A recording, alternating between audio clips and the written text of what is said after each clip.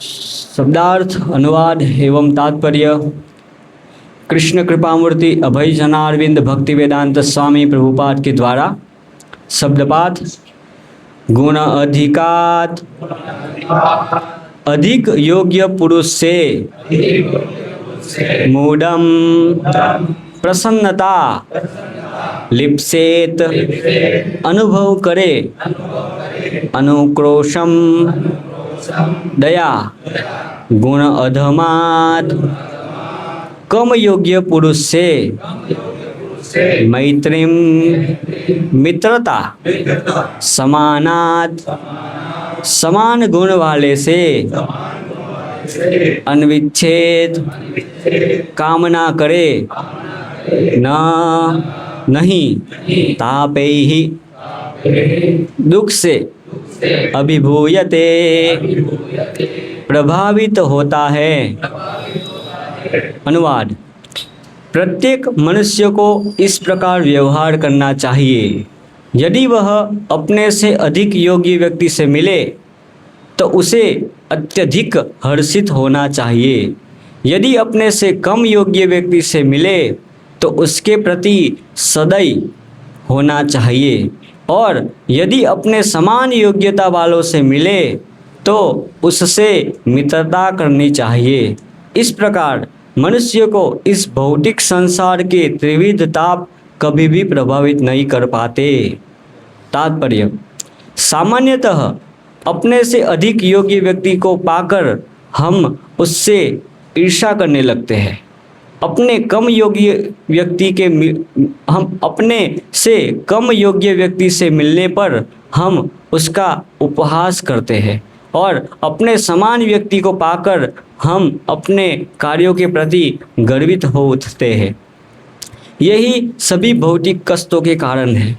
इसलिए नारद मुनि ने उपदेश दिया कि भक्त को संयत भाव से आचरण करना चाहिए। अपने से अधिक योग्य व्यक्ति से द्वेष करने की अपेक्षा उसका सम्मानपूर्वक स्वागत करना चाहिए। कम योग्य व्यक्ति को पीड़ा पहुंचाने के बजाय उस पर दयामय होना चाहिए, जिससे वह उचित स्तर तक उठ सके। और जब समान गुण वाले किसी व्यक्ति से भेंट हो तो उसके समक्ष अपने कार्यकलापों के प्रति गर्व प्रकट न करके उसके साथ मित्र जैसा व्यवहार करना चाहिए। मनुष्य को चाहिए कि जो श्री कृष्ण को भूल जाने के कारण कष्ट भोग रहे हैं उन सब पर दया भाव रखे। इन प्रमुख कार्यों से मनुष्य इस भौतिक जगत में सुखी बन सकता है। ओम ज्ञानतिमिरान्धस्य ज्ञानाञ्जनशलाकया चक्षुरुन्मीलितं येन तस्मै श्री गुरुवे नमः। श्री चैतन्य मनोभीष्टं स्थापितं येन भूतले स्वयं रूप कदा मह्यं ददाति स्वपदान्तिकं। वन्देहं श्रीगुरो श्रीयुतपदकमलं श्रीगुरुन् वैष्णवांश्च श्रीरूपं साग्रजातं सहगणरघुनाथान्वितं तं सजीवं साद्वैतं सावधूतं परिजनसहितं कृष्णचैतन्यदेवं श्रीराधा कृष्णपादान् सहगणललिता श्रीविशाखान्वितांश्च। नमो ओम विष्णुपादाय कृष्णप्रेष्ठाय भूतले श्रीमद्भक्तिवेदांत स्वामिनिति नामिने। नमस्ते सारस्वते देवे गौरवाणी प्रचारिणे निर्विशेष शून्यवादी पाश्चात्य देशतारिणे। जय श्री कृष्ण चैतन्य प्रभु नित्यानंद श्री अद्वैत गदाधर श्रीवासादि गौर भक्तवृंद। हरे कृष्णा हरे हरे हरे कृष्णा।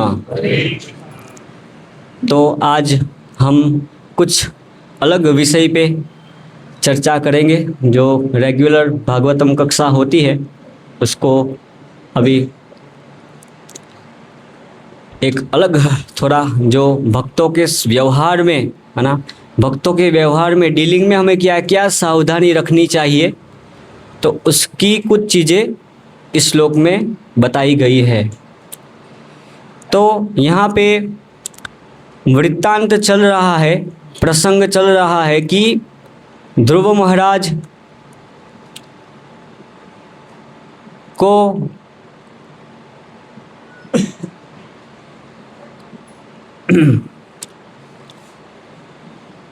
उनकी विमाता के द्वारा उनकी जो विमाता है, हाँ, सुरुचि के द्वारा उनको अपमानित किया गया, है ना। और फिर ये कह के अपमानित किया गया ना कि ध्रुव जो है वो अपने पिता की गोद में बैठना चाहता था, है ना। तो उनके पिता की गोद में जब वो बैठने गया तो उनकी विमाता ने उनको अपमानित कर दिया, है ना, ये कह के कि चूँकि तुम मेरे पुत्र नहीं हो, है ना, मेरी कोख से तुम्हारा जन्म नहीं हुआ है, इसलिए तुम पिता की गोद में बैठने के लिए अधिकारी नहीं हो। इस प्रकार से उनको बहुत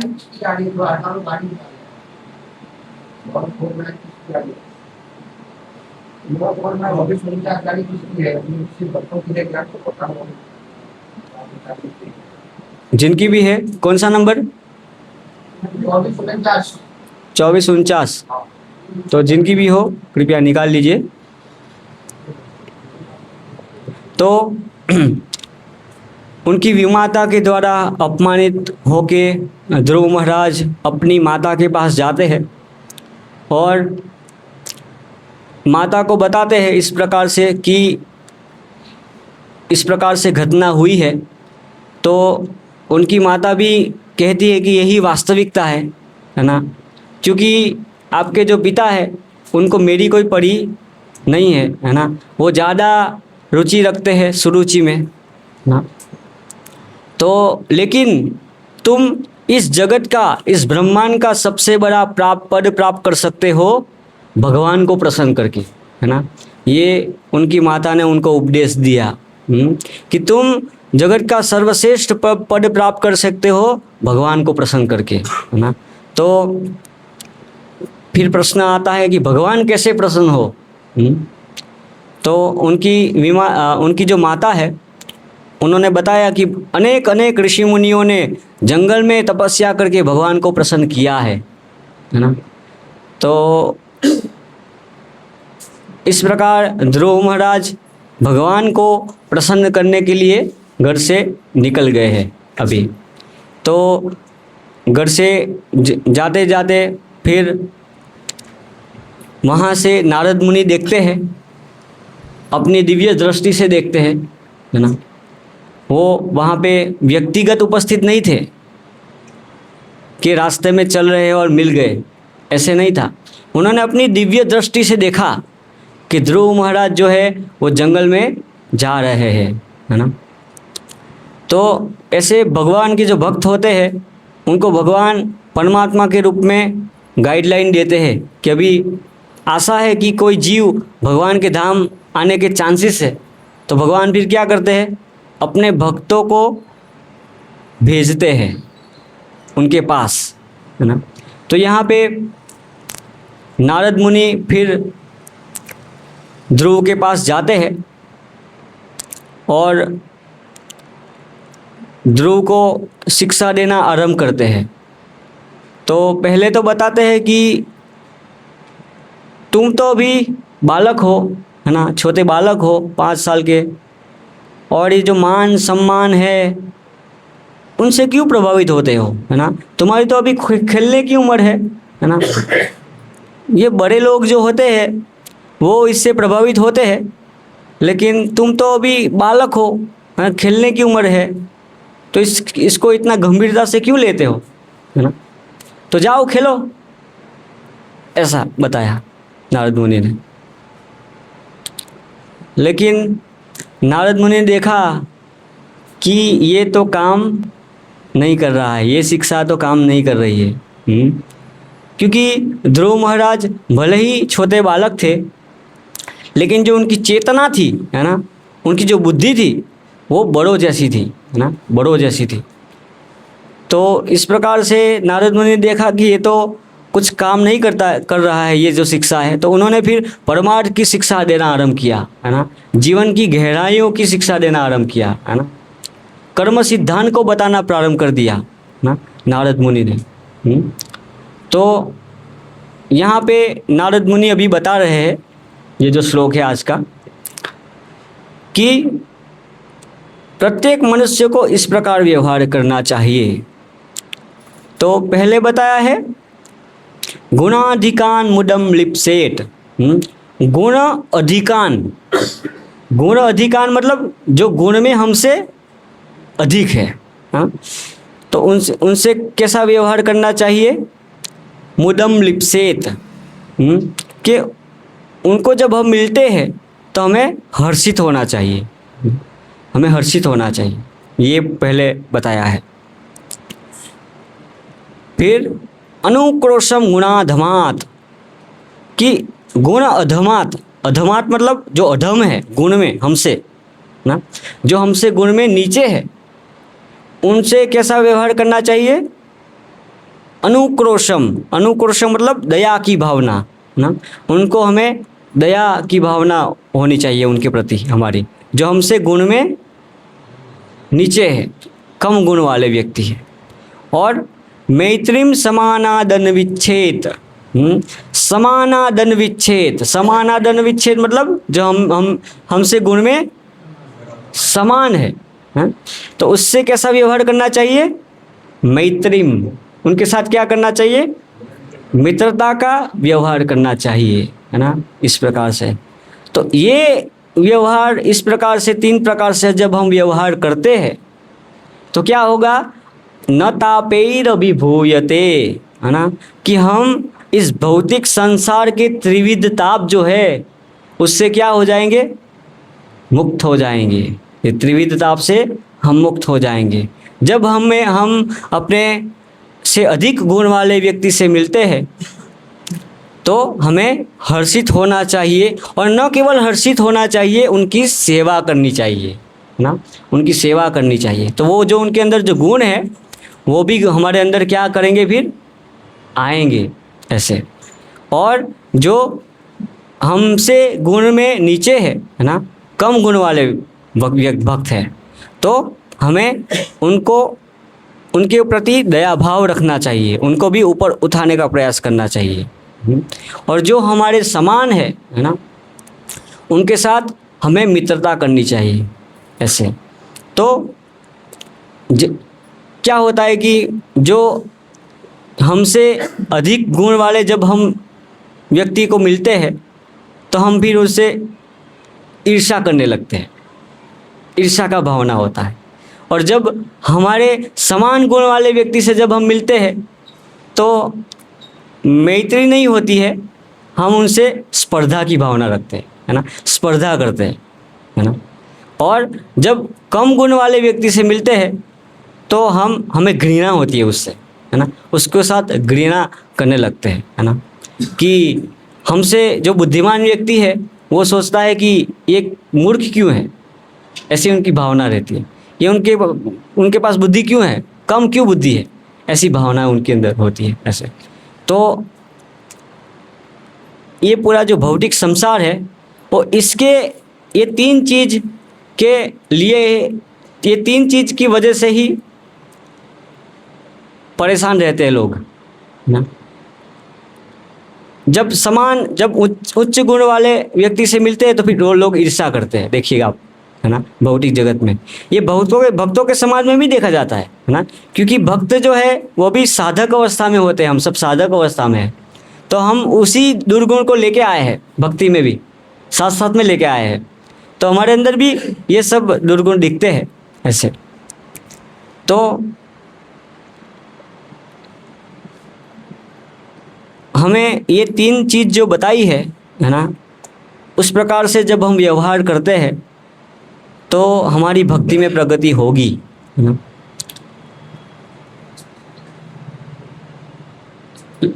तो यहाँ पे जो पहली चीज़ बताई है उसके ऊपर हम विस्तार से चर्चा करते हैं। गुणाधिकान मुदम लिप्सेत, है ना। तो जो अधिक गुणवान है ना, तो पहले तो हम देखें कि हमारी स्थिति क्या है ना। जो अच्छे से हम भक्ति करते हैं तो हम हमारी स्थिति को पहले जानें कि हमारे अंदर क्या क्या कमियां हैं, क्या क्या गुण हैं और क्या क्या अवगुण हैं, दोनों हमें पता होनी चाहिए। तब तो हम देख पाएंगे ना कि हमसे कोई अधिक गुण वाले हैं, है ना। ज़्यादातर क्या होता है कि हमको लगता है कि हमारे अंदर ही ज़्यादा गुण है, किसी और के अंदर गुण हो ही नहीं सकते। हमारा मन जो है वो कन्विंस नहीं होता कि किसी भक्त के अंदर कुछ अच्छे गुण हो सकते हैं, है ना। इस प्रकार से। तो पहले हम हमारी स्थिति को अच्छे से जानें कि हम क्या है, हमारा भक्ति में क्या स्तर है। वो अच्छी साधना करने से ही आता है ये सब चीज़ें। जो अच्छी से साधना नहीं करेगा वो समझेगा कि मैं तो बिल्कुल ठीक हूँ, मेरा अवलोकन तो बिल्कुल ठीक है ना, इस प्रकार से। तो पहले हम हमारी स्थिति जानें, और हमसे अधिक गुण वाले व्यक्ति से जब हम मिलते हैं तो उनकी सेवा करेंगे तो उनके जो अंदर जो गुण है वो हमारे अंदर आएंगे। और उन गुणों को हम क्यों चाहते हैं, है ना, जो अधिक गुण वाले व्यक्ति हैं उनकी हम सेवा करते हैं और उनके गुण हमारे अंदर आएंगे, तो वो गुण को हम क्यों चाहते हैं? हाँ, अल्टीमेटली हम भगवान की सेवा अच्छे से कर पाए, वो उद्देश्य है। नहीं कि उनको जो प्रतिष्ठा मिल रही है वो हमें भी मिले, ये उद्देश्य नहीं है ना। तो वो गुणों को इसलिए नहीं चाहते कि उनको जो प्रतिष्ठा मिल रही है वो हमें भी मिले, हम इसलिए चाहते हैं कि हम भगवान की सेवा अच्छे से कर पाए, इस प्रकार से। तो जब हम अपने से अधिक गुण वाले व्यक्ति से मिलते हैं तो हमें उनसे उनकी सेवा करनी चाहिए, इस प्रकार से ना।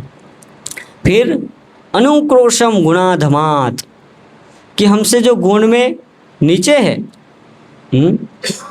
उनको हमें दया की भावना होनी चाहिए, उनको भी फिर भक्ति में आगे बढ़ाने का हमें प्रयास करना चाहिए, जो हमसे गुण में नीचे है ना।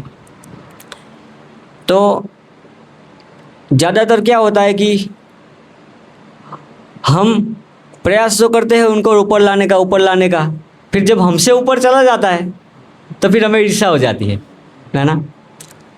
क्यों? क्योंकि ऊपर आना, लेकिन हम मुझसे ऊपर मत जाना, ऐसी भावना होती है ना। तो ऐसा एक जो वास्तव में जो गुरु होता है वो कभी भी, वो वास्तव में जो गुरु होता है वो प्रसन्न होता है जब उनका शिष्य उनसे भी आगे जाता है ना।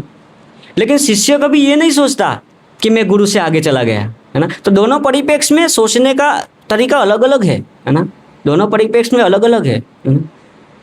ऐसा नहीं कि शिष्य गुरु को बोले कि आपको तो प्रसन्नता होनी चाहिए कि मैं आपसे आगे जा रहा हूँ, है ना, इस प्रकार से नहीं होता है। तो दोनों परिप्रेक्ष्य जो है अलग अलग होते हैं ना, इस प्रकार से। तो हमें हमारी दृष्टिकोण से हमें समझना चाहिए कि हम नीचे है वास्तव में, लेकिन सामने वाले जो भक्त हैं उनको अलग अलग व्यवहार होना चाहिए, दोनों तरीके से अलग अलग व्यवहार होना चाहिए। ऐसे हमें समझना चाहिए कि हमारे प्रति कौन अपराध कर सकता है ना। हम कौन से बड़े भक्त हैं, है ना। कोई हमारे साथ बुरा व्यवहार करता है तो हमें फिर अच्छा नहीं लगता वो ना। क्यों? क्योंकि हम अपने आप को महान भक्त समझते हैं, है ना। तो हमारे प्रति कौन अपराध कर सकता है? हमारी तरफ से ये होना चाहिए कि हमको कोई बुरा भला कह भी देगा तो उनको, सामने वाले व्यक्ति को कोई नुकसान नहीं होगा वास्तव में। हमारा दृष्टिकोण ये होना चाहिए, और सामने वाले दृष्टिकोण का होना चाहिए कि मुझे ध्यान रखना चाहिए ये भक्त है ना। वैष्णव अपराध हो जाता है तो फिर भक्ति में पतन होगा। तो सामने वाला दृष्टिकोण ये है, और हमारा दृष्टिकोण क्या है कि हमारे प्रति कौन अपराध कर सकता है ना। दोनों परिप्रेक्ष्य में अलग अलग है, इस प्रकार से। ऐसे तो इस प्रकार से हमें व्यवहार करना चाहिए। तो फिर बताया मैत्रीम समानादन विच्छेद, कि समान गुण वाले व्यक्ति से जब हम मिलते हैं तो हमें मैत्री भाव रखना चाहिए, मित्रता रखनी चाहिए, है ना। लेकिन हम मित्रता नहीं रखते, हम क्या करते हैं, स्पर्धा करते हैं उसके साथ, है ना। बहुत कंपटीशन होता है, स्पर्धा करते हैं। तो जो हमसे गुण में अधिक है, जो अच्छी सेवा कर रहे हैं, है ना, जिनकी भावना भी अच्छी है, सेवक भी अच्छे हैं, तो हमें फिर उनकी सहायता करनी चाहिए ना।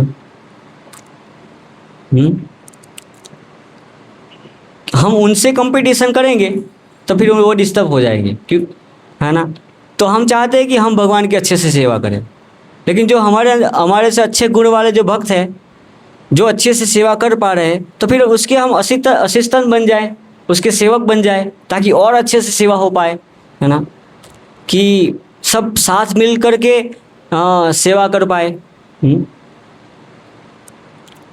लेकिन हमारा भाव ये होता है कि कृष्ण मुझसे ही संतुष्ट होने चाहिए ना, किसी और से संतुष्ट नहीं होने चाहिए, मुझसे ही संतुष्ट होने चाहिए। भले मेरे अंदर कम गुण हैं, फिर भी मैं जो सेवा कर रहा हूँ उससे ही कृष्ण संतुष्ट होने चाहिए, ये हमारी कंडीशन है ना। तो ये भावना सही नहीं है, क्योंकि इसमें क्या चेतना है कि कृष्ण मुझसे ही संतुष्ट होने चाहिए। उसमें एक भावना क्या है कि कृष्ण संतुष्ट हो, ऐसी क्रियाएं तो होती है, लेकिन भावना क्या है कि मुझे संतुष्ट, मैं संतुष्ट हो ना, भगवान की सेवा मैं ज़्यादा कर पाऊँ और मुझे संतुष्टि मिले, ना कि भगवान को संतुष्टि मिले। ऐसी भावना नहीं होनी चाहिए। तो इसीलिए फिर हम एक साथ मिल कर के सेवा नहीं कर पाएंगे कभी भी, है ना।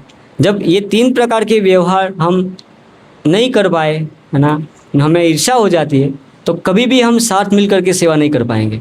क्योंकि कभी ऊपर वाला होगा, का तो बीच वाला होगा, का तो नीचे वाला होगा, 3 ही होगा, चौथा तो कोई होने वाला नहीं है ना। किसी भी व्यक्ति को हम मिलेंगे, किसी भी भक्त से हम मिलेंगे, तो का तो वो ऊपर से होगा हमसे गुण में, का तो हमारे समान होगा, का तो नीचे होगा, है ना। तो ऊपर है तो फिर हम ईर्ष्या करने लगते हैं, है ना। फिर हमारे समान है तो फिर हमें स्पर्धा हो जाती है, और नीचे है तो हम फिर घृणा हो जाती है ना। तो फिर हम प्रगति नहीं कर पाएंगे, है ना, इस प्रकार से। तो हम भक्त समाज में हमें ये 3 तरीके से व्यवहार करना होगा, तब हम साथ मिल करके सेवा कर पाएंगे, है ना। बाकी साथ मिल करके सेवा नहीं होगी, है ना। फिर बाद में ये आएगा, हम तो अलग अकेले भक्ति कर लेंगे अपनी, घर पे जाके घर पे अपनी अकेले भक्ति हो जाएगी, है ना। क्यों? क्योंकि साथ मिल करके वो सेवा नहीं कर पाते, है ना? तो कितना महत्वपूर्ण ये श्लोक है।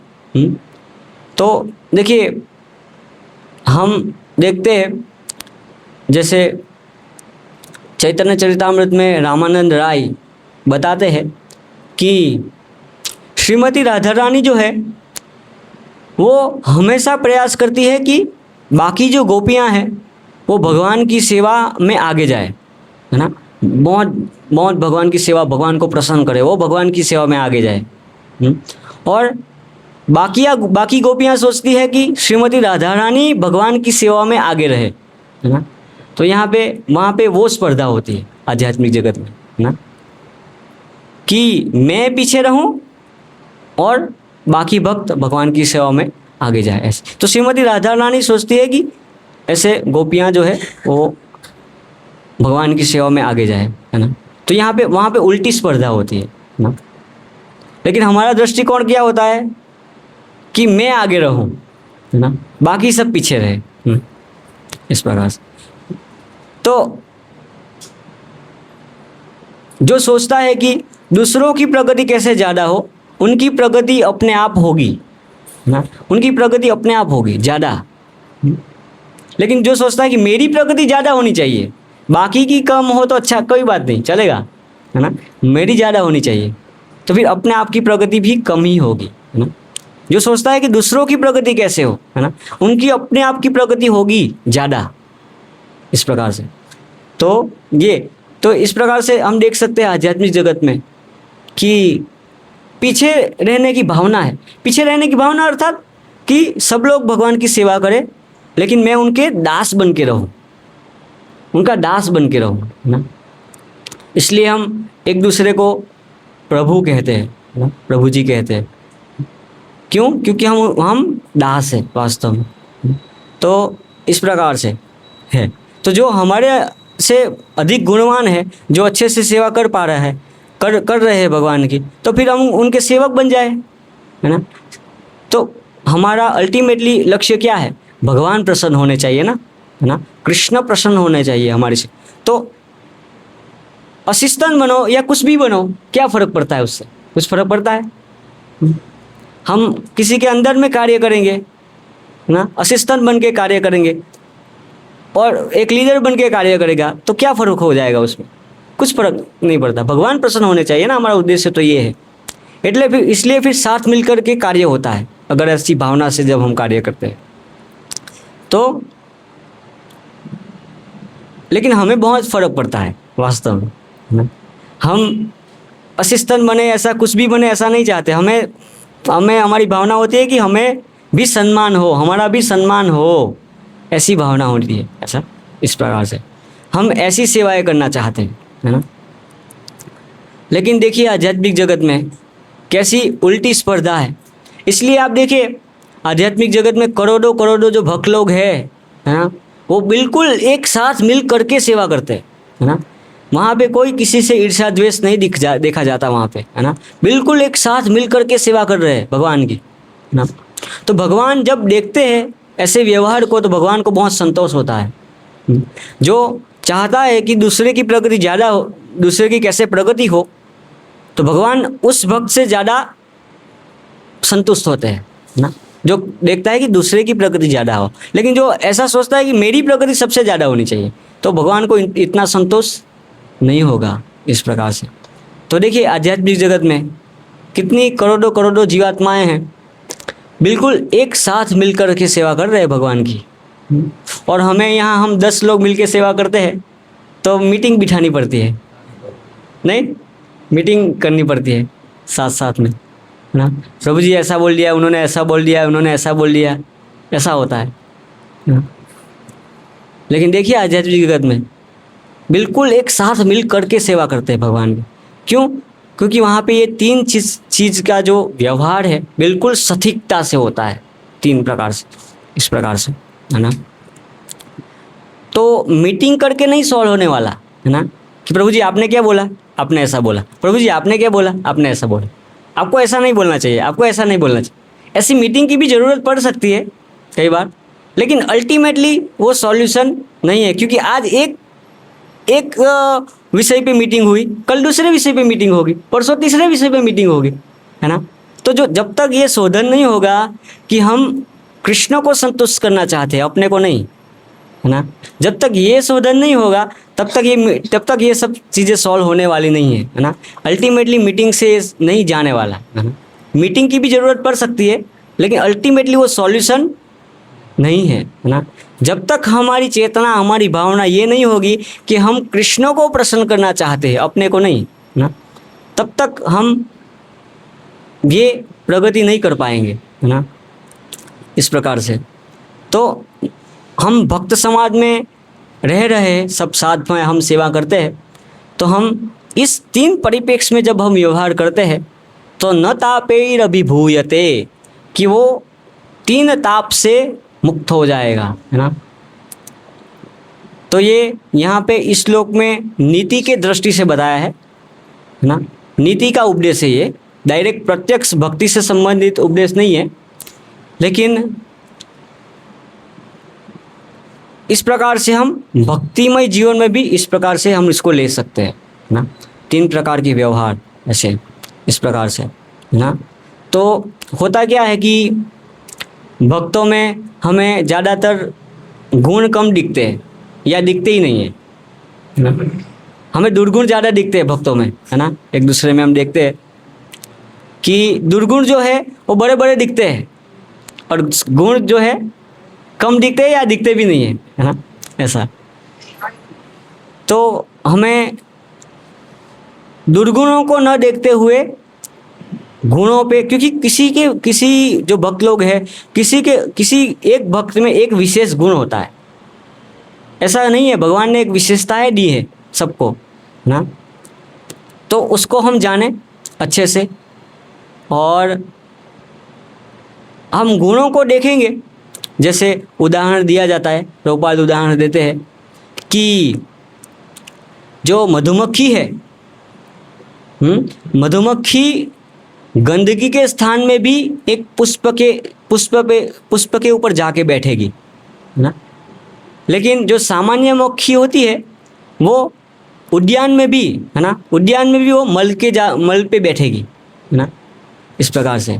तो हमें मधुमक्खी के जैसे कार्य करना होगा, है ना, कि गंदगी बहुत है लेकिन उसमें एक गुण भी होता ही है ना। तो हमें गुणों को देखना चाहिए। हम दुर्गुण देखने में व्यस्त हो जाते हैं। हमारा मन जो है, आप देखिए भौतिक जगत में जो लोग कार्य करते हैं लोग परेशान क्यों रहते हैं? आप देखिए उसकी जड़ क्या है, वो यही जड़ है ना, कि लोग हमेशा ये भावनाएं रखते हैं। अपने से उच्च गुण वाले मिलते हैं तो फिर उनके साथ बहुत ईर्ष्या करते हैं लोग ना। फिर समान वाले मिलते हैं तो देखिए कितना कंपटीशन होता है ना, कि वो कुछ चीज़ ले आया, मान लीजिए वो बड़ी गाड़ी ले आया तो फिर हम भी लाएंगे, है ना। ये पूरा उनका फोकस इसमें ही होता है, कंपटीशन में बहुत ज़्यादा हाईली कॉम्पिटिटिव स्पिरिट है यहाँ पे भौतिक जगत में, इस प्रकार से। और नीचे वाले हैं उनको ऊपर नहीं लाना चाहते, है ना। तो बोलते हैं ना टीम वर्क, है ना, टीम वर्क। लोग बड़ी बड़ी बातें करते हैं ना कंपनी में, जो जॉब करते हैं उनको पता होगा कंपनी में, है ना, टीम वर्क। लेकिन वास्तव में क्या होता है, कोई टीम नहीं होती। अंदर अंदर अंदर क्या चलता है सब, है ना, कि देखो तुम तुम्हारी सीमा में रहो, हम अपनी सीमा में रहेंगे, ठीक है, मुझसे अपनी सीमा क्रॉस मत करना, है ना। इस टीम वर्क, इसको बोलते हैं लोग टीम वर्क। लेकिन वास्तव में जो टीम वर्क होता है वो भगवान के भक्तों में देखा जाना चाहिए ना, और देखा जाता है आध्यात्मिक जगत में। देखिए आप ना कितना टीम वर्क है ना। तो भक्त समाज में हमें इस प्रकार से टीम वर्क बनाना होगा, है ना। टीम वर्क, हम वास्तव में भक्त समाज में ही टीम वर्क तो देखा जाता है ना। तो हमें अगर भगवान की अच्छे से सेवा करना है ना, भगवान का प्रचार अच्छे से करना है तो टीम वर्क से ही होता है ना। अकेले अकेले कितना प्रचार कर पाएंगे बताइए, है ना। जो साथ मिल करके जब हम सेवा करेंगे तो उसका एक जो रिजल्ट है वो बहुत बड़ा निकल के आएगा, है ना। और अकेले अकेले करेंगे तो उसका उतना रिजल्ट नहीं आएगा ऐसे। तो हमें साथ मिल के सेवा करना है और हमें देखना है कि हमसे उच्च गुण वाले भक्त कौन है, हमारे समान कौन है, हमारे नीचे कौन है ना। वो हमें पहले अपनी जो स्थिति है उसको भली भांति जान लेनी है ना, कि हमारा भक्ति में क्या स्तर है, हमसे ऊपर कौन कौन भक्त है, हमसे नीचे कौन कौन भक्त है ना, इस प्रकार से। तो हमें लगता है कि मैं ही ऊपर हूँ, बाकी सब नीचे ही है, तो फिर कुछ नहीं होने वाला, है ना, इस प्रकार से। तो हमें अपनी स्थिति को जान के फिर उस प्रकार से हमें व्यवहार करना होगा, इस प्रकार से। तब हम ये 3 ताप से तो मुक्त हो ही जाएंगे। यहाँ पे जो बताया है न तापे अभिभूयते, उसके ऊपर भक्त समाज में तो क्या है कि हम अच्छे से भक्ति कर पाएंगे ना। ये उसका ऊपर का परिप्रेक्ष्य है देखने का, इस प्रकार से। तो जब हम इस प्रकार से 3 प्रकार से व्यवहार करते हैं तो हम बहुत जल्दी प्रगति कर पाएंगे, बहुत फास्ट हमारी प्रगति होगी ऐसे ना? क्योंकि हमारा जो उद्देश्य होना चाहिए कृष्ण को प्रसन्न करना, ये हमारा उद्देश्य है ना? अगर हमारा उद्देश्य ये है कृष्ण को प्रसन्न करना है तो बहुत जल्दी सद्गुण आएंगे, बहुत जल्दी दुर्गुण चले जाएंगे ना, अगर हमारा उद्देश्य है ये है ऐसे ना। लेकिन हमारा उद्देश्य कुछ और है, क्योंकि देखिए आप सभी दुर्गुणों की जो जड़ है वो क्या है बताइए। सभी जो हमारे अंदर दुर्गुण है उसकी जड़ क्या है, हैं? क्या? अहंकार तो ये तो दुर्गुण हो गए, लेकिन उसकी जो जड़ है वो क्या है? दूसरे के दोषों को देखना, वो उनकी जड़ नहीं हुई है, वो तो हम देखते हैं, लेकिन मूल कारण क्या है मैं ये पूछ रहा हूँ। यस प्रभु, हाँ, जिनको बोलना है वो हाथ खड़े कीजिए तो एक एक करके। यस प्रभु। ईर्ष्या, ये इससे भी एक सटीक उत्तर है, ये भी एक है, ईर्ष्या भी है। अज्ञानता और हाँ, और ज़्यादा से अच्छा से सुखी हो मैं सुखी हूँ। और कोई? हाँ, आप बहुत पास में पहुंच गए। और कोई उत्तर? खुद को भोक्ता समझना, वो भी एक चीज है। हाँ, मतलब देहात्म बुद्धि, ये सभी दुर्गुणों की जड़ है कि मैं ये शरीर हूँ, यही सभी दुर्गुणों की जड़ है। इसमें सब कुछ आ गया, मैं भोक्ता हूँ, मेरे अंदर ईर्ष्या है, ये जो आप सबने उत्तर दिया वो सब कुछ इसमें आ गया कि मैं ये शरीर हूँ। जब हम मैं कृष्ण दास हूँ ये भावना में कार्य करेंगे तो फिर दुर्गुण चले गए, उसमें दुर्गुण कहाँ है? फिर कोई दुर्गुण नहीं है ना। लेकिन जब हम समझते हैं कि मैं कृष्ण दास नहीं हूँ, मैं भोक्ता हूँ, मैं ये शरीर हूँ, देहात्म बुद्धि, ये सारे दुर्गुणों की जड़ है ना। तो भौतिक जगत में क्या है कि सब लोग देहात्म बुद्धि में कार्य करते हैं और फिर सद्गुण भी लाना चाहते हैं, तो कैसे होगा, है ना। जैसे हम स्कूल में जाते हैं तो वहाँ के जो अध्यापक है वो चाहते हैं कि आप कुछ बच्चों में ऐसा संदेश दीजिए कि बच्चों में सद्गुण आए, है ना। तो कुछ अच्छा मैसेज दे के जाइएगा, ऐसे बोलते हैं अध्यापक। लेकिन अध्यापक का भी ये चेतना है कि देखो भोग तो करना ही है, वो तो हम भी चाहते हैं कि भोग करे बच्चा, बहुत बड़ा बने, है ना। लेकिन अपनी अपनी सीमाओं में रह के भोग करे, हम ये चाहते हैं, ऐसा उपदेश दीजिए आप। तो ये कैसे होगा, है ना। देहात्म बुद्धि को तो बनाए रखना चाहते हैं, है ना, जड़ को तो बनाए रखना चाहते हैं, और आप बोलते हैं कि शाखाओं को काट दीजिए, तो फिर कैसे होगा, है ना। वो तो फिर से उग जाएगी, क्योंकि जड़ तो यहाँ पे बनी हुई है ना। तो इस प्रकार से लोग सद्गुण लाना चाहते हैं जीवन में, लेकिन जो जड़ है वो तो बनाए रखना चाहते हैं। इसलिए क्या इसका कंक्लूजन क्या निकला कि जब तक व्यक्ति भगवान की सेवा में नहीं जुड़ेगा तब तक उनके अंदर कोई सद्गुण नहीं आ सकते, उसके अंदर कोई सद्गुण नहीं आ सकते, है ना। इसलिए बताया यस्यास्ति भक्तिर भगवत्य किंचना, है ना, कि भक्त में सभी प्रकार के देवी गुण जो है वो पाए जाते हैं इस प्रकार से। तो भगवान ने जैसे भगवत गीता में 24 गुणों का वर्णन किया है, चैतन्य चरितामृत में 26 गुणों का वर्णन आता है, और भगवान उद्धव जी को 11वें स्कंद में 26 गुणों का वर्णन करते हैं ऐसे। तो वो सब जो गुण हैं वो हमारे अंदर आएंगे। ये एक गुण होगा ना कि हम कृष्ण के दास है, हमें भगवान की सेवा करनी है, तो ये जो 26 गुण बताए हैं ना वो अपने आप आएंगे, वो अपने आप आएंगे। लेकिन ये एक गुण नहीं है ना, और बाकी 26 आएंगे तो पॉसिबल नहीं है कि वो आए, है ना। इसलिए ये लिखते हैं भक्ति सिद्धांत सरस्वती ठाकुर कि किसी में ये एक गुण है कि वो भगवान की सेवा करने की इच्छा है, तो बाकी गुण अपने आप आ जाएंगे। लेकिन किसी के अंदर ये गुण, ये इच्छा नहीं है, है ना, तो बाकी सद्गुण होते हुए भी चले जाएंगे इस प्रकार से। तो इस प्रकार से ये जो श्लोक है, तो हम सब भक्त समाज में हम सब अच्छे से साथ मिलकर सेवा करें, अच्छे से सेवा करें, है ना। बहुत हमें एक दूसरे से ईर्ष्या भाव नहीं रखनी है। हाँ, तो जो लीडर है, जो अथॉरिटी होती है ना, उनका कार्य है कि डांटना, है ना। बिना डांट खाए भक्ति में प्रगति नहीं होगी, है ना। बिना हमें मार्गदर्शन के बिना हम प्रगति नहीं कर पाएंगे, है ना। तो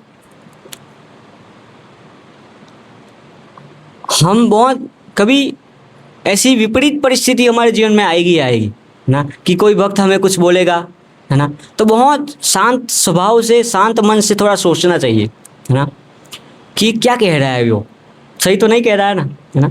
कई बार क्या होता है, नया भक्त भी आके हमें कुछ बोल देता है, ऐसा होता है। नया नया आया है अभी, तो हम क्या सोचते हैं, अरे नया नया आया है अभी, मुझे क्या उपदेश देने लग गया है ना। सही है गलत है वो मुझे नहीं पड़ी है, वो सही कह रहा है क्या कह रहा है उसके साथ मुझे कुछ लेना देना नहीं है, वो तो नया आया है, वो मुझे क्या उपदेश देगा, है ना। लेकिन वास्तव में जो गंभीर भक्त है, जिनको ये है ना कि मुझे कृष्ण को प्रसन्न करना है, जिनको ये चेतना है ना, वो उसको कुछ फर्क नहीं पड़ेगा, है ना। क्योंकि उनका जो है यही है कि भगवान प्रसन्न हो, मेरा संतुष्टि ज़्यादा वो नहीं। तो कोई नया भक्त भी हमें बोले तो हमें थोड़ा शांति से सोचना चाहिए कि वो सही नहीं कह रहा है, वो अगर सही कह रहा है तो फिर हम उसका पालन करें, है ना, उसको स्वीकार करें उसका, है ना। क्योंकि हमारी चेतना क्या है कि भगवान प्रसन्न होने चाहिए। अगर भगवान प्रसन्न होने चाहिए तो फिर वो सही कह रहा है, तो सही कह रहा है तो जब सही को स्वीकार करेंगे तब भगवान प्रसन्न होंगे ना, है ना। तो अगर हमारी चेतना ये है कि भगवान प्रसन्न होने चाहिए तो फिर हमें दिक्कत किसी भी भक्त कोई भी कुछ भी बोलेगा हमें तो हमें दिक्कत नहीं होगी, क्योंकि हमारी जो चेतना है ना, वो है कि भगवान को प्रसन्न करना है। अगर हमारी चेतना ये नहीं है कि भगवान को प्रसन्न करना है, तो फिर हमारी चेतना क्या होगी? अपने को प्रसन्न करना है। दो ही चीज़ होती है, तीसरी नहीं होती है। आप देखिए, है ना, का तो भगवान की इंद्रियों को संतुष्ट करो, का तो फिर अपनी इंद्रियों को। दो ही चीज़ होती है ना। आत्मेंद्रिय प्रति वांछा तारे बोली काम, कृष्ण इंद्रिय प्रति इच्छा धोरे प्रेम नाम, है ना, इस प्रकार से। तो भक्ति सिद्धांत सरस्वती ठाकुर बहुत एक अच्छी चीज़ बताते हैं, बहुत जो इसके विषय में है कि किसी के अंदर हम दुर्गुण देखते हैं, किसी भक्त के अंदर, है ना, तो हमें क्या सोचना चाहिए कि देखो उनके दुर्गुण, उनके अंदर जो दुर्गुण है उनसे मेरी भक्ति के ऊपर उतना प्रभाव नहीं पड़ेगा जितना अपने अंदर जो दुर्गुण है उससे प्रभाव पड़ेगा। समझ रहे हो ना क्या कह रहा हूँ? तो अपने दुर्गुण जो है वो अपनी भक्ति के ऊपर प्रभाव डालेंगे, उनका दुर्गुण हमारे भक्ति के ऊपर प्रभाव नहीं डालेगा। हाँ, तो हमें ये सोचना चाहिए ना, इस प्रकार से। तो ये है ना। तो कई बार गुरु होते हैं, वो हमें, जो हमारे मार्गदर्शक होते हैं, गुरु होते हैं, वो हमें डांटते हैं, तो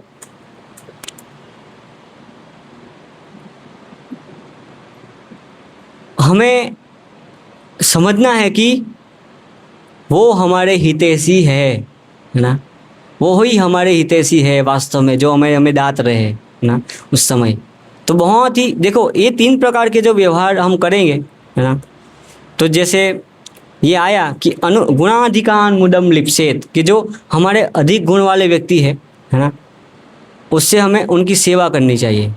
तो वो फिर सेवा करनी चाहिए, तो फिर वो हमें कुछ उपदेश भी देंगे इस प्रकार से, हमारे जो मार्गदर्शक है ना, तो उसको फिर हमें स्वीकार करना चाहिए इस प्रकार से।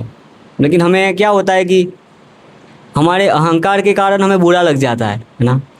तो बहुत सावधानी से ये 3 प्रकार से जब हम व्यवहार करते हैं तो हम कभी भी विचलित, भक्ति में कभी भी विचलित नहीं होंगे इस प्रकार से ना। तो गुरु का तो ये काम है, जो मार्गदर्शन है उसका तो कार्य है। मार्गदर्शक है, गुरु है, वो बिना मतलब में भी डांट सकता है। जरूरी नहीं है कि जब आप गलती करो तभी डांटे, क्योंकि जो हमारा अहंकार का जो पहाड़ है ना, उसको तोड़ना है। वो ऐसे नहीं टूटेगा, है ना, प्रेम व्यवहार से नहीं टूटेगा। वहाँ बहुत सटीक डांटेंगे, तभी उसको स्वीकार करेंगे, तब हम अपने अहंकार से मुक्त होंगे। तो गुरु जो होता है वो बिना मतलब में भी डांट सकता है ना, जरूरी नहीं है वो कि बिना कारण के भी डांट सकता है वो, है ना। लेकिन हम बड़े क्रूड हो जाते हैं, हमने गलती नहीं की फिर भी हमने उनको डांट दिया ना? और सबके सामने डांट दिया, वो भी होता है कई बार। ठीक है, अकेले बता देना चाहिए था, है ना, सबको सामने बता दिया। तो एक भक्त को तो ऐसा होना चाहिए कि मुझे तो वास्तव में सबको पता चलना चाहिए कि मैंने गलती की है ना। एक वास्तव में जो भक्त होता है ना, जिनको ये है कि कृष्ण प्रसन्न हो, वो चाहता है कि सबको पता चलना चाहिए कि मैंने गलती किया, है ना, जिससे मैं दोबारा गलती नहीं करूं, है ना। लेकिन जो ऐसा चाहते कि छिपाना, है ना, अपने गलतियों को छिपाना चाहते कि पता नहीं चल जाए कि मेरी पोल खुल जाएगी फिर कि देखो मैं कैसा भक्त हूँ, है ना। ऐसा नहीं होना चाहिए, है ना, सबको पता चलना चाहिए। और भक्त होता है ना, जो गलती करता है वो फिर अपने आप को प्रताड़ित भी करता है ना, खुद से प्रताड़ित भी करता है। वो फास्टिंग करेगा, है, आज मैंने गलती की है, ठीक है, मैं आज फास्टिंग करूँगा, है ना, प्रसाद नहीं लूँगा, एक टाइम का प्रसाद नहीं लूँगा। ऐसे वो क्यों? क्योंकि उनका उद्देश्य क्या है? अपने को शुद्ध करना ना। तो जो उद्देश्य अपने को शुद्ध करना है, तो उनको ज़्यादा दिक्कत नहीं होगी इस प्रकार से, इस प्रकार। तो इस प्रकार से हमें होना चाहिए कि हमने जो गलतियाँ की हैं उसको हमें स्वीकार करनी चाहिए, है ना, इस प्रकार से। तो ये 3 चीज़ जो हम यहाँ पे इस श्लोक में बताई है, वो 3 प्रकार से जब हम व्यवहार करेंगे तो हम कभी भी किसी भी भक्त से हमें कोई दिक्कत नहीं होगी। हम अच्छे से सब साथ मिल करके सेवा कर पाएंगे ना। सब साथ मिल करके, यहाँ पे सब साथ मिल करके सेवा करते हैं ना, तो इस प्रकार से हम जब व्यवहार करते हैं तो एक बड़ा रिजल्ट निकल के आएगा, बहुत बड़ा रिजल्ट निकल के आएगा आगे जाके, है ना। तो इस प्रकार से जब हम से अधिक गुण वाले व्यक्ति से जब हम मिले तो हमें उसकी सेवा करनी चाहिए, ताकि वो उनके अंदर जो गुण है वो हमारे अंदर आएंगे। और जो समान गुणों वाले जब भक्त से जब हम मिलते हैं तो बहुत मैत्री भाव होना चाहिए उनके अंदर, उनके साथ स्पर्धा की भावना नहीं होनी चाहिए। और हमसे जो नीचे है उनको हमें ऊपर उठाने का प्रयास करना चाहिए, है ना। लेकिन सामान्य रूप से क्या होता है कि फिर ऊपर उठाते हैं, फिर जो हमसे ऊपर जाएगा तो फिर हम उसको नीचे दबाना प्रयास करते हैं इस प्रकार। क्योंकि ऊपर जाना, लेकिन मुझसे ऊपर मत जाना, है ना। मेरे तो पर रहते हुए आप लोग प्रगति करिए, वो चलेगा, हैं? जी जी, एक का उदाहरण है, बहुत सटीक उदाहरण है ये, ऐसे कि मैं टॉप पे रहना चाहिए, बाकी सब प्रगति करें लेकिन मुझे मेरे नीचे रहते हुए प्रगति करें, है ना। लेकिन वास्तव में एक जो गुरु होता है वो प्रसन्न होता है जब उनके शिष्य उनसे भी आगे जाता है वास्तव में। क्यों? क्योंकि कोई भक्त मान लीजिए हमसे आगे बढ़ गया, बाद में भक्ति में आया है और हमसे आगे बढ़ गया तो अच्छा है ना, क्योंकि हमें और ज़्यादा प्रेरणा प्राप्त होगी आगे बढ़ने के लिए उनसे, है ना। उनसे और ज़्यादा प्रेरणा प्राप्त होगी कि हमें भी क्या करना है, आगे बढ़ना है। तो प्रेरणा मिलेगी हमसे, हमें प्रेरणा मिलेगी उससे, है ना, इस प्रकार से। और दूसरी चीज़ समझनी है कि हमारे जो मार्गदर्शक है, जो हमको जो मार्गदर्शन दे रहे हैं वो और हम समान नहीं है, है ना। जो ऐसा सोचता है कि मैं और जो अथॉरिटी है वो समान है, उनकी प्रगति कभी भी नहीं हो सकती, उनकी प्रगति कभी भी नहीं हो सकती, है ना। तो ये है कि हमसे वो ऊपर हैं। तो अगर हम समझेंगे कि हमसे वो ऊपर है तो फिर उनके अंदर में कार्य कर पाएंगे। बाकी हम समझेंगे कि वो ही हमारे जैसे ही है ना। कुछ गलतियां देखते हैं तो फिर हमको लगता है कि देखो ये भी गलती कर रहे हैं, है ना, लेकिन वो कितनी बड़ी सेवा कर पा रहे हैं वो नहीं दिखता, गलतियां पहले दिख जाती है ना।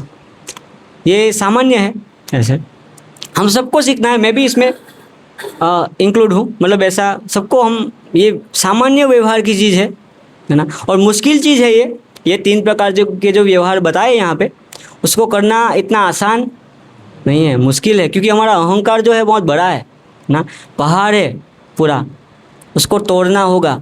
और भक्त संग में ही वो टूटेगा, अकेले अकेले भक्ति करेंगे घर पे तो नहीं टूटेगा, ये भक्त संग में ही टूटेगा। क्योंकि जैसे उदाहरण दिया जाता है कि एक डब्बे में पत्थर जो है, धार वाले पत्थर को भर देंगे और उसको ऐसे ऐसे हिलाएंगे ना तो धार क्या करेगी, घिस जाएंगी। इसलिए भक्तों के संग में जब हम घिसेंगे तब हम अच्छे से प्रगति कर पाएंगे, है ना। जब हीरा घिसता है, यहाँ होता है ना बड़ी बड़ी फैक्ट्री हीरे की, है ना, डायमंड की फैक्ट्री है, घिसते हैं तो घिसते हैं, जितनी घिसाई होगी उतनी क्या होगी, चमक होगी। तो इतना भक्त चमकेगा फिर ना, ऐसे। तो हमें चमकना है कि नहीं चमकना है, चमकना है, हाँ। तो इस प्रकार से तो भक्त संग में हम आपस में अच्छे से व्यवहार करें और अच्छे से भगवान के एकदम साथ मिल कर के सेवा करने का प्रयास करेंगे, तब हम अच्छे से प्रगति कर पाएंगे और बिल्कुल इसका रिजल्ट अच्छे से निकले। और भगवान देखते ऐसे व्यवहार से बहुत संतुष्ट होते हैं ना। भगवान ऐसे व्यवहार जब हम करते हैं, ये 3 प्रकार के व्यवहार, बहुत संतुष्टि होती है भगवान को, है ना। और हमारा उद्देश्य यही है ना, संतुष्ट करना भगवान को, हाँ। तो ये स्तर आएगा फिर धीरे धीरे, मारो भी राखो भी जो इच्छा तुम्हार। ये खाली बोलने के लिए बोल तो देते हैं हम लोग, हैं, आश्ली स्लवा बाधताम पिनस्तुमाम दर्शनाम और महताम करोति वा, डेली बोलते हैं। लेकिन खाली बोलने के लिए नहीं बोलना है, फिर वो प्रगति हमें करना है। तो यहाँ पे ये हमने विषय लिया, वो अलग एक विषय लिया ताकि हम इस प्रकार से साथ मिल करके बिल्कुल, है ना। और दूसरी चीज़ है कि हम कुछ सेवा नहीं कर पा रहे, बहुत कम सेवा कर पा रहे हैं, है ना। तो ठीक है, फिर हमें उस स्तर पे कार्य करना होगा, है ना। जितनी अनुपात में हम भगवान की सेवा कर पा रहे हैं उस अनुपात में फिर हमें भक्तों के साथ व्यवहार करना चाहिए। कई लोग क्या होता है कि हमारे मंदिर में भी भरूच में नए नए भक्त आते हैं वो महीने में एक बार, फिर वो गाइडलाइन देना शुरू कर दे, प्रभु जी ऐसा कंस्ट्रक्शन होना चाहिए, प्रभु जी आपको ऐसा कर देना चाहिए, प्रभु जी आपको ऐसे ऐसे बिल्डिंग बनेंगे, ऐसे ऐसे करना चाहिए। अरे आप आए पहले, आप महीने में एक बार आते हैं और आप फिर, है ना, ऐसे गाइडलाइन देना शुरू, तो वो तो सही नहीं है ना। हाँ? जिस अनुपात में हम शरणागत हो पा रहे उस अनुपात में व्यवहार होगा। तो जितने अनुपात में हम शरणागत है, फिर भक्तों के साथ हमें उतने अनुपात में व्यवहार करना चाहिए। तो इस प्रकार से यहाँ पे हम समाप्त करते हैं। ये 3 चीज़ इसमें जो बताई है ना, तो इस प्रकार से जब हम व्यवहार करते हैं तो हमारी वास्तव में भक्ति में प्रगति अपने आप होगी ज़्यादा। हरे कृष्णा। किसी का कोई प्रश्न है या टीका टिप्पणी है तो बता सकते। बताया कि आध्यात्मिक जीवन में भी ये 3 चीजों का कड़ाई से पालन है। आध्यात्मिक जीवन में भी चीज होगी, आध्यात्मिक जीवन में भी ये चीज़ होगी, क्योंकि का तो ऐसे भक्त भी होंगे जो हमसे गुण में अधिक है, फिर इस प्रकार से व्यवहार होगा, और ऐसे भक्त भी है जो हमारे समान है, तो उनके साथ इस प्रकार से व्यवहार होगा। और जगत में तो सब समान रहते हैं, सब समान रहते हैं। नहीं, सब समान नहीं है, ऐसा नहीं है। आध्यात्मिक जगत में भी जो भक्त लोग हैं उसमें भी विविधताएं हैं ना। जैसे जो सबसे श्रेष्ठ भक्त है, मतलब सबसे जो हायर, सबसे उन्नत भक्त है वो राधा रानी है। उसके नीचे और भी भक्त लोग हैं, उद्धव जी है, अलग अलग कैटेगरीज भी होती है। रस, जैसे एक होता है तत्व विचार और एक होता है रस विचार ना। तो तत्व विचार से सब समान है, लेकिन रस विचार से हम देखेंगे तो उसमें विविधताएं होती है। जैसे उपदेशामृत में श्लोक आता है कि जो वैकुंठ है, आध्यात्मिक जगत में जो वैकुंठ है, वैकुंठ था जनितो वरा मधुपुरी, कि जो वैकुंठ से भी श्रेष्ठ है मथुरा मधुपुरी। क्यों? क्योंकि भगवान ने वहाँ जन्म लिया, मुझसे मुख्य रूप से भगवान ने जन्म लिया। और मथुरा ये जो है, मथुरा से भी वृंदावन श्रेष्ठ है। क्यों? क्योंकि वहाँ पे भगवान ने लीलाएं की। और वृंदावन से भी गोवर्धन श्रेष्ठ है। क्यों? क्योंकि भगवान ने अपने हाथ से उठाया। और जो गुह्य लीलाएं है वो भगवान ने गोवर्धन की तलती पे की है ऐसे। और गोवर्धन से फिर राधा कुंड श्रेष्ठ है। क्यों? क्योंकि वो भगवान का प्रेम है लिक्विड फॉर्म में, है ना। तो ये एक विविधता है कि नहीं है। सब कुछ आध्यात्मिक है, फिर भी उसमें कैटेगराइज किया है इस प्रकार से, तो विविधताएं रहती है ऐसे। ठीक है, और कोई प्रश्न है? ठीक है, तो यहाँ पे समाप्त करते हैं। ग्रंथराज श्रीमद् भागवतम की जय, श्रील प्रभुपाद की जय, गौर प्रेमानंदे। कहना चाहूँगा कि मतलब सबको सामने कहूँगा तो और अच्छे से उसको सुधार कर पाऊँगा जीवन में। कि कल महाप्रभु कृपा प्रभु ने प्रश्न किया, है ना, और अरविंदाक्ष प्रभु ने मुझे बोला कि आप उसका उत्तर दीजिए प्रभु। लेकिन वो उनकी विनम्रता थी। लेकिन मैं कल सुबह से ही ये अभी तक सोच रहा हूँ, मन में ये चल रहा है कि मैंने कैसे उनसे ये मतलब माइक लिया और मैंने उत्तर दिया, है ना। क्योंकि मर्यादा नहीं है, मतलब ये मर्यादा का विचार होना चाहिए, है ना। कि इतने वरिष्ठ भक्त बैठे हैं, बहुत अधिक वरिष्ठ भक्त है मेरे से, और मैं कैसे उनको ऐसे व्यवहार किया, है ना। तो ये मर्यादा का विचार होना चाहिए। तो अरविंदाक्ष प्रभु को भी मैंने बताया था, लेकिन सबको बता रहा हूँ कि ताकि दूसरी बार ऐसी गलती ना हो ऐसे। और इस प्रकार से क्या है कि हमारा जो अहंकार है ना, हालांकि कुछ ज़्यादा हमें क्या होता है कि कई बार शिष्य को गुरु से भी कुछ चीज़ ज़्यादा पता होती है, ऐसा भी होता है। तो फिर ऐसा नहीं है कि उनसे ज़्यादा पता है तो फिर हम वो उपदेश देने लग जाए, है ना। लेकिन वो गुरु होते हैं, है ना, इस प्रकार से। तो इस प्रकार से ऐसा अच्छा नहीं था जो मैंने यहाँ पे उत्तर दिया ना। तो दूसरी बार ऐसी गलती ना हो, इसलिए मैं सबके सामने स्वीकार करता हूँ। हरे कृष्णा। श्रील प्रभुपाद की जय।